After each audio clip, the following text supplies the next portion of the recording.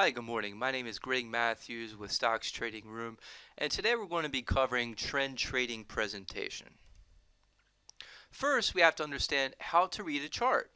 So here we have some data. This is a chart from Microsoft, data from July 12th to July 17th. Okay, so the x-axis, which is below, we see dates increasing with time. You'll notice we go from the 13th to the 14th and also the 17th, that next Monday of data. On the y-axis, this shows you the increase in the value of the share with time. For instance, on the 12th of July, we had the value of the share at $71 a share, Microsoft. The 14th of July, $72 a share. Then it increased a bit July 17th to $73.30, indicated, of course, in the blue circles. If we zoom in, though, we see a series of red and green bars. What are these bars exactly? Zooming in. So these bars are called candlesticks. They actually came from Japan. The use of them actually came from Japan. We've only been using them in Western culture for the last couple decades, actually. So there's basically two types of candlesticks. You have those in green, usually represented in green, indicating a rise in the value of the asset, in this case a stock. And then those indicated in red, indicating a fall in the value of the asset, in this case a stock. So candlesticks showing an increase in the value of the asset are usually called bullish. Those showing a fall in the value of the asset are considered bearish. There's a different couple parts of the candlestick. First of all, the wick and the body.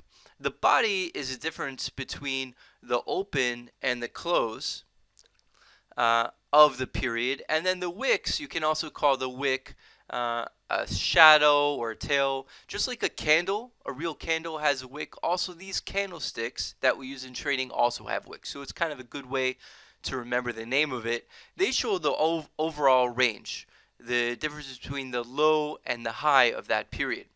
So for instance, here, this is a bullish candle. One way also to represent the action, the price action during that candle, is to show it in a line graph, which we see here on the right side. Here we have the open, here the open, and then the close. Okay, which is the difference here between the open and the close, which is the thicker part of the candle, which we refer to as the body. And then here shows the low, the difference between the low and the high, which we have here as well.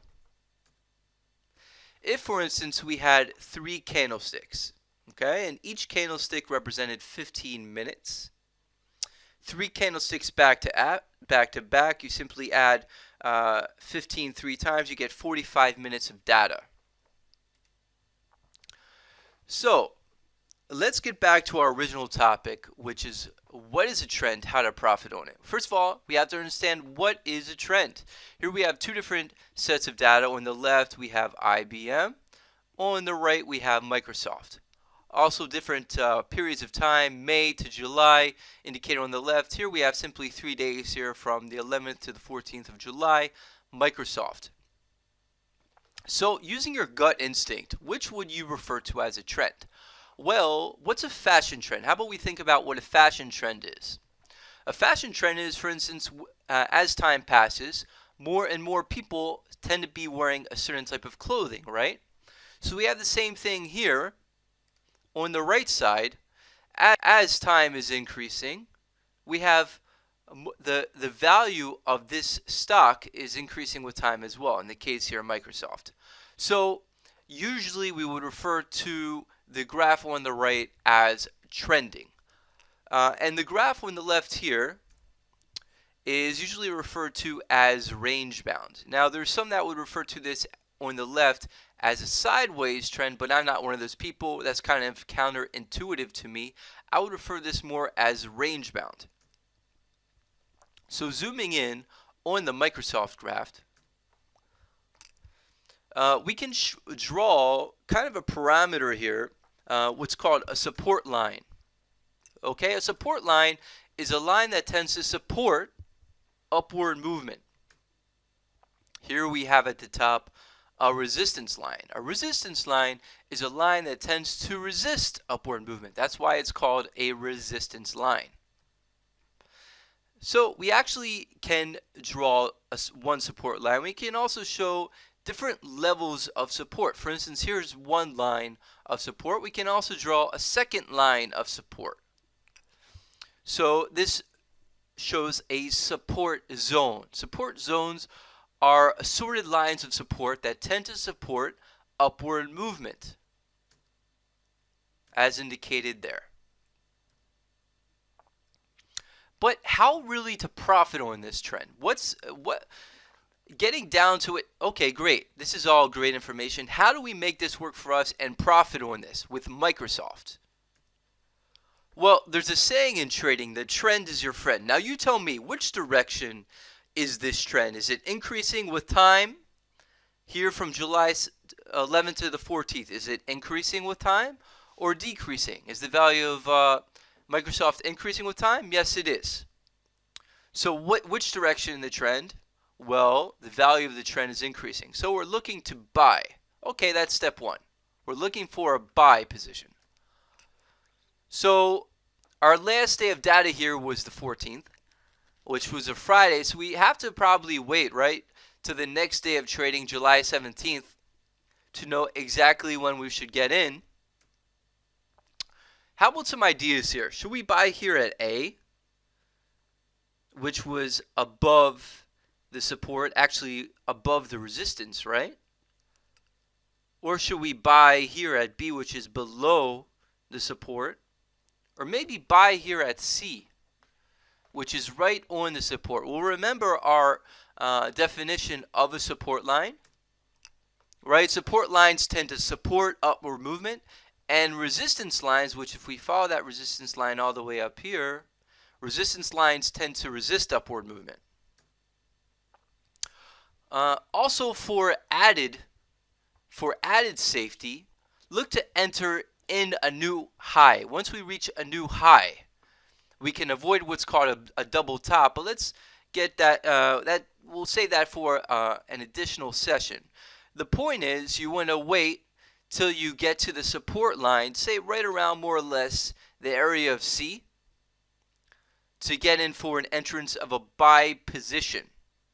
Okay, now we'll cover again what a double top is later. The point here to take home is to wait for a new high, like right here. So let's move C up a bit north to D. So ideally, just for added safety, wait till we have the price action, get around the area of D. And of course, if you have any questions, feel free to reach out to us at Stocks Trading Room. That's what we're here for. We can have more in-depth lessons, live lessons, you and me, and you and other analysts with us live, so we can assist you. And by the way, we're going to be providing the email address to reach us directly later in the lesson. So here we have some data July 17th in the morning. Note we have 9, 10, 11, 1 o'clock in the afternoon. Notice number one, we wanted to wait till, first of all, we have price action near that support, which we have right here. And number two, we reach a new high. New high even above the shadow or the tail, as we mentioned, right? The wick that was reached here the 14th. We extend that resistance. We can also call this resistance line. We extend that resistance leading up into the 17th and look to get in right here, right around 3 o'clock the following trading day on Monday, to look to get into a buy position there. And lo and behold, if we would have entered the position here by following those two very basic rules. Number one, waiting for a new high to avoid what's called a double top, okay, which we'll cover what a double top is later in a future session. And number two, waiting for it to come near the future support, which we have here. This would have been a more ideal entrance point.